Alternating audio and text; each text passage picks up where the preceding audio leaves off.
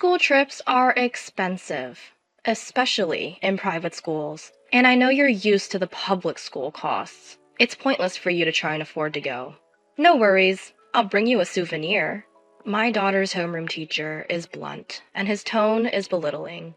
It's not right to belittle or dismiss anyone, especially a teacher to a student.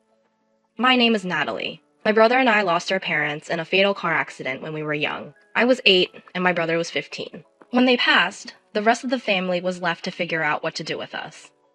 Our parents didn't have a lot of family, and no one was financially stable or secure enough to take us both in.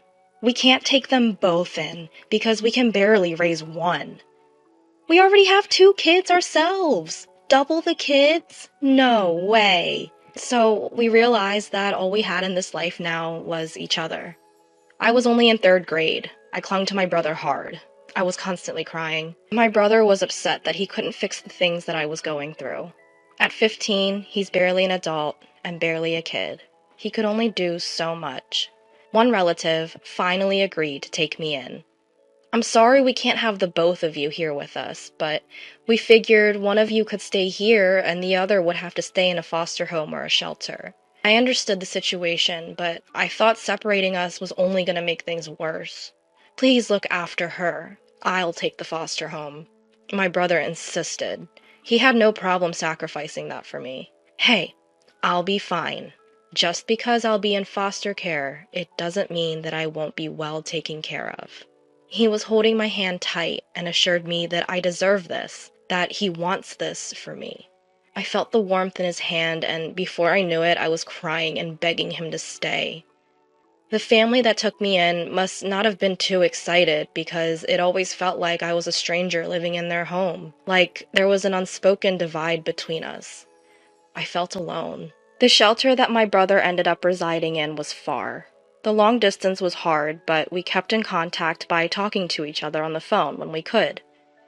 I know that I was living with my family, but to me, the only family that I had was my brother. But my brother wasn't there. So the feeling of loneliness started to grow. I've always been very empathetic and intuitive by nature. I love to pick up on what I feel and free my mind and be creative with my outlets. The more that feeling of isolation grew, the stronger my emotions became. It led to me shutting the world out and staying inside of my little shell.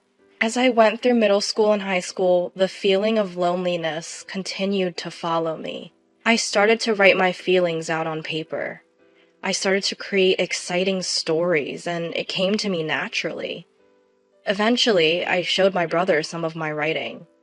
He complimented my work and told me that I should continue to write and encouraged me to do so, that this was something special. After I graduated, I immediately started to look for work.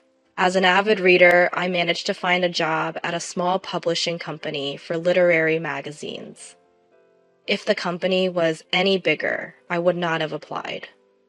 Not because I'm not qualified, but because it wouldn't have been the right fit for me. I pour my entire heart into my writing. I'm pretty obsessed, and I wanted to repay my family that took me in and reassure my brother that I'm okay. It was hard at first, transitioning into my first job and then learning from my mistakes, but I continued my best. And then before I knew it, I was there for 5 years. At the time, I was working in the editorial department for one of the main writers. This writer had great potential for the company and even won a recognition award for his work. As the editor in charge, I tried my absolute best to help him. When he got stuck with a concept, I offered him some of my creative insights and feedback. I have no idea what I'd do without that creative intellect of yours, Natalie. Receiving that approval and praise from your boss as an editor felt amazing. We were really close and formed a solid bond with our work relationship. And so then it led him to, Natalie, you are the perfect partner at my work. I know you are the most perfect partner in my life. Will you marry me? When he asked, I was completely taken off guard.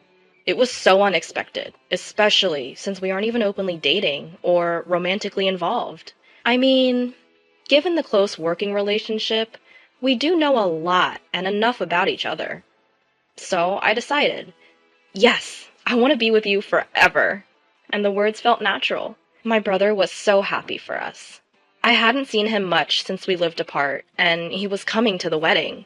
I was so excited to see him again. My husband knew he'd be coming, and how important it was for me and my brother to have that quality time together. While catching up, he tells me that he started involving himself with the shelter and the kids there.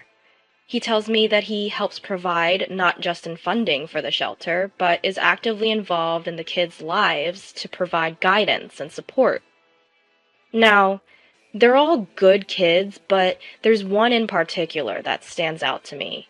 He has that inner drive, and he's a hard worker. I can tell he looks up to me. He even calls me Big Bro. He was beaming. I was proud of him. 2 years into the marriage, and we were preparing to welcome a new life. My husband's writing was going well and gaining notoriety. It's because of your advice and support. Thank you always. I love you. He always knew how to make me feel so valued. Our beautiful child was then born. We named her Nicole, and she was full of energy, and we were full of bliss. My life was full with my loving husband and beautiful daughter. One day, I looked in the mirror and noticed that the loneliness and depression that I felt before had somehow disappeared. And so I smiled back at myself in the mirror, full of gratitude for surviving. Nicole grew to be a gentle and intelligent kid before we knew it. My husband and I decided to send her through private school education. The school we found prided itself in raising independent and free-minded children with the perfect balance of academics and athletics and arts. Nicole flourished at the school. My husband and I were also thriving in our careers. By the time Nicole was starting 4th grade, we got some news about my husband. My husband was diagnosed with terminal cancer. The cancer spread and grew quickly in my seemingly healthy husband. By the time we found out, it was too late for treatment. We arrived together at the hospital, but I went home alone. I was with him, praying to God for any hope that he could recover. But God had other plans. I was terrified because I thought the loneliness would come back. But this time, I have Nicole. I wasn't completely alone, and I had to push through for her. It's different this time. And giving myself that mindset helped me move forward. So my daughter and I continued to live life and lean on each other.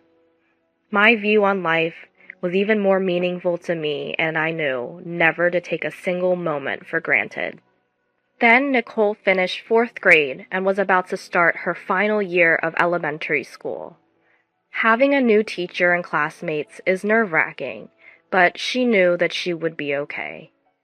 By the time the first semester came to an end, I noticed that she stopped talking to me about school altogether. After spring break and the start of the second semester of 5th grade, she was only getting more distant.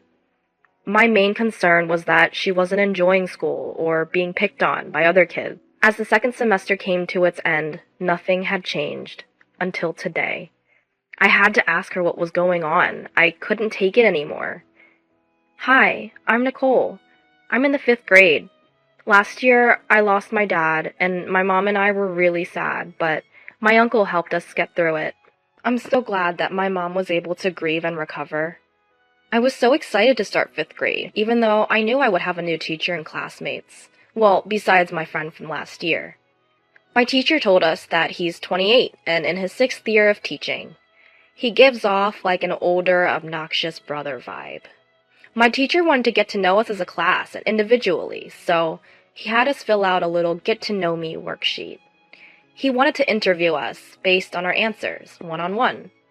He was calling us in alphabetical order, and it was finally my turn. All right, Nicole. So, your favorite subject is English, huh? I like English too. I love to read books. And you also wrote that your dad passed last year, and your mom is raising you as a single mother. I picked up on that tone, and I didn't like it. Just curious, what does your mom do for work? My mother works as a contract employee at a publishing company. After my dad died, my mom quit her full-time position at the company and became a contract employee. I told her that I'm old enough and she didn't need to become a contract employee and she could keep working full-time, but she said she had her own things to do and liked the flexible schedule. Contract employee. You might as well just say you work part-time. How do you guys even afford this school? You must be struggling. Clearly, my teacher assumed we were struggling. Just getting by. It didn't sound like it was coming from a genuine place. As we continued, he said some more weird remarks about our money issues, like he felt bad for me, like we were pathetic. I was honestly triggered by how he was during that talk, so I tried to avoid him as much as I could after that. Didn't matter, because he still came up to me. He would come up to me before or after class, knowing I would be alone, and say things like, "Not having enough is stressful, isn't it? Is your mom still working part-time? Are you able to afford tuition for next semester?" I tried my best to ignore him and be the bigger person. I tried to argue back once, tell him I wasn't even poor, but he just continued anyway, so I am better off keeping to myself. He laughs and claims I don't argue back because I know he's right. I was not gonna have my mom involved, so I just stopped talking to her about school altogether. I know mom noticed and started to worry anyway. Over spring break, my teacher assigned us a book to read. He picked a book that he thought everyone would enjoy. The book was a popular novel by an author named Kiri. The main character had a poor and difficult childhood, but eventually overcame his struggles and became successful. My teacher was inspired by this story. After class, he noticed I was alone and he came up to me again. "So, that book starts off with that poor and painful childhood. I'm sure that might hit a few spots since you can relate. And he eventually becomes successful, which is clearly not realistic because life is not a fantasy. I mean, let's be real. Struggle only ever knows struggle. The poor stay poor. It's a cycle. You know, right?" And he just walked away, laughing loudly at himself and sarcastically apologizing that I had to read it. I was so helpless and alone. I couldn't believe I had him as a teacher. I started spring break and was dreading going back to school. I wanted to change my attitude this next semester so that my mom could stop worrying about me. My teacher's attitude didn't change though, and they kept picking on me. I couldn't understand how he just kept taunting me and enjoying it. I just kept ignoring him until one day I snapped back. He wasn't expecting it, but he was speechless, and then he was pissed. He replied, "You rebellious poor kid.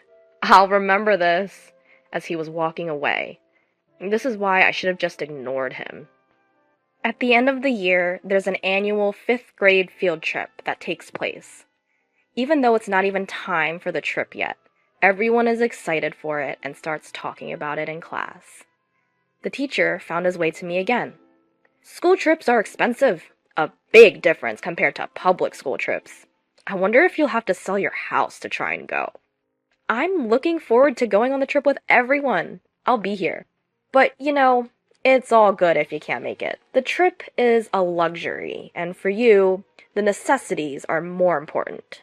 Don't try too hard to keep up. We all know it's better off if you just stayed home." He even said that it would be better off for the school if I didn't come. He's definitely trying to get his payback for me snapping back, I figured. One day, my classmate had their Nintendo Switch stolen from their book bag and started to question everyone. We weren't even allowed to bring stuff like that to school anyway, but the teacher stated to the class, "There are some kids in this class from poor families who can't even afford to buy a Switch. They might have been jealous and taken it. You never know." He didn't spell it out, but he was implying that I was the one who could have done it, and looked right at me saying it. My friends started to question me. If I tried to stick up for myself, he'd probably say something smart back, like, "I didn't say it was you, but can you not afford a Switch?" So I just held it all in. Eventually, the Switch was found, but I will never forget how that made me feel. Once it got closer to graduating, we had to talk about our plans for middle school. This time, it was to confirm our classes for middle school, and a separate conference with the parents would be held. At the conference, it started by my teacher suggesting, "So yes, you plan to continue with the same affiliated private school, but you should think about other options." "Why? I want to go to middle school with my friends." "Your mom must be struggling. Can she really afford the tuition and fees for another 3 years? I think it's better for you and your family to go to a public school that suits your means. If you're poor, you're poor. Stupid to overextend yourself." The teacher continued to be belittling, and I couldn't take it anymore, so I got up from my chair and I slammed the door on the way out. I was crying the entire way home. I was so frustrated with him. When I got home, my mom sat me down to ask me what's been really going on, so I told her the truth. I am literally speechless at what my daughter just told me. I don't even know how to begin to process this.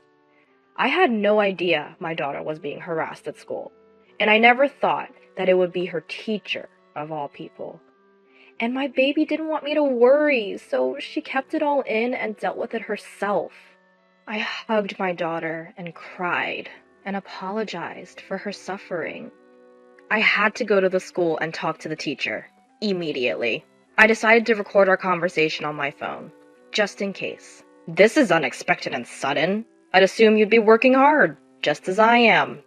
His response only proved my daughter's story more. I asked why he would even have the nerve to say all of the awful things he has said to Nicole. I had to tell her, because she wouldn't have learned otherwise. As a teacher, it's my job. But evidently, you don't realize it for yourself. Look, if you're financially unstable, you should just have her attend public school. I mean, otherwise, it's all for show.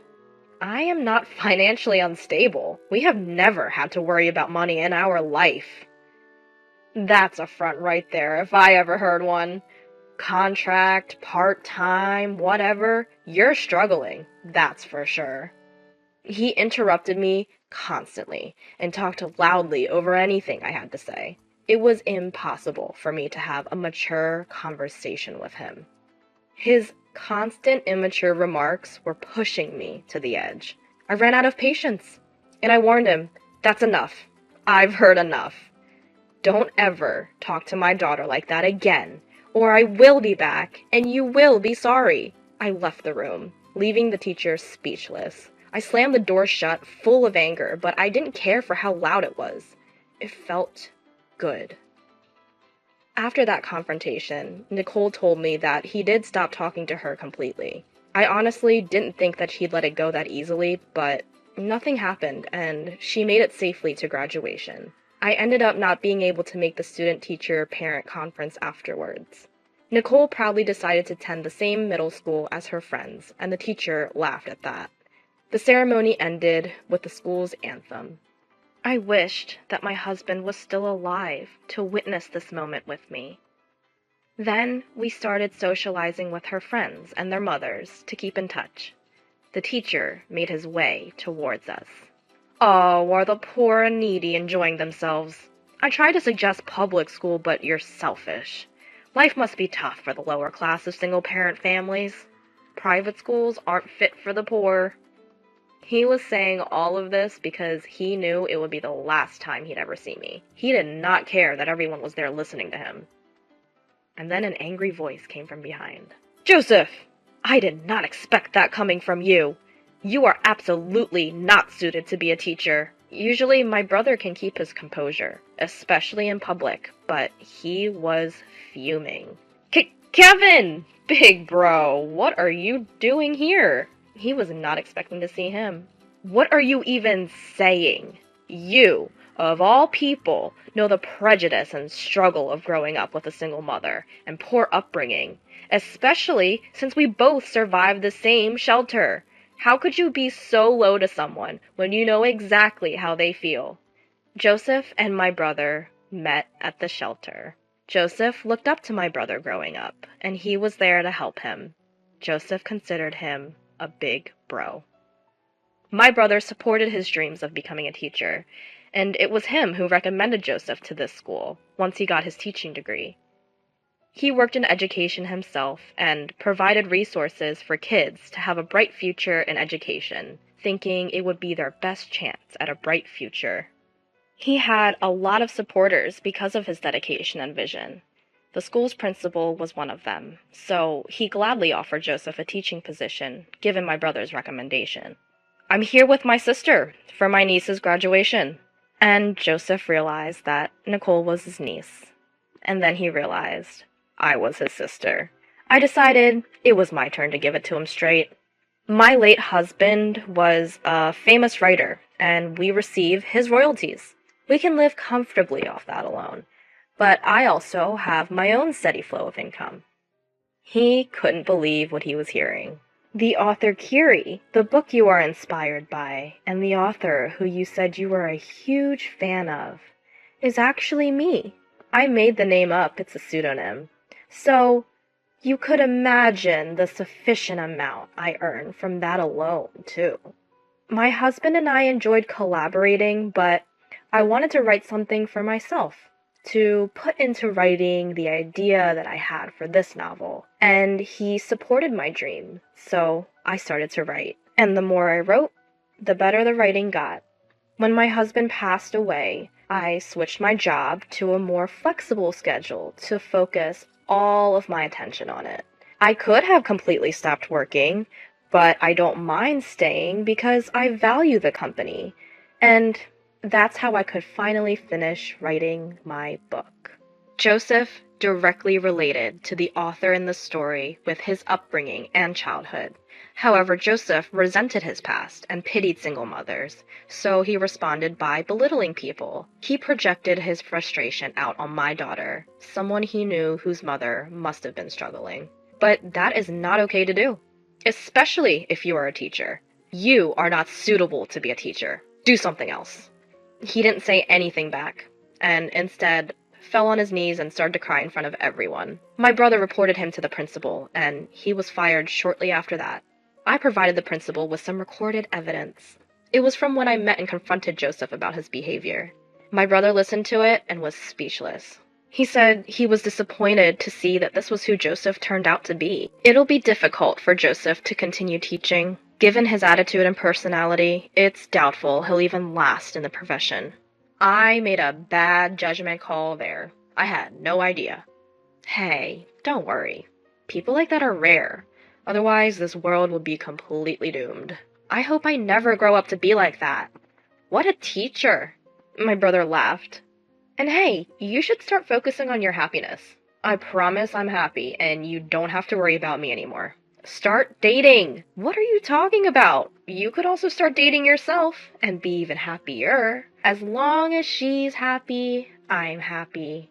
But a new dad? My daughter, wise beyond her years. She is my happiness. What is it that makes us feel so alone? Is it just in our heads? Or is it because we close our hearts off and choose not to see the beautiful things right in front of us? I know the answer is only found by looking deep inside the heart.